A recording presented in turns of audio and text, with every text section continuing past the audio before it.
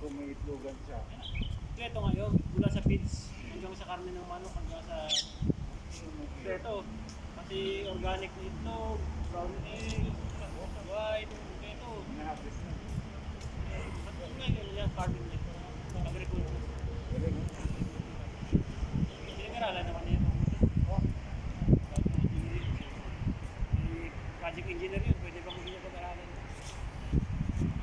Kasi yung kapatid niya naman, gulay lang naman, gulay lang naman. Kaya nanay ko, tuwing hapon, lagi may gulay eh. Gulay ito. Kaya kasi sa kapatid lang kami. Yung sabi, bakante pa eh.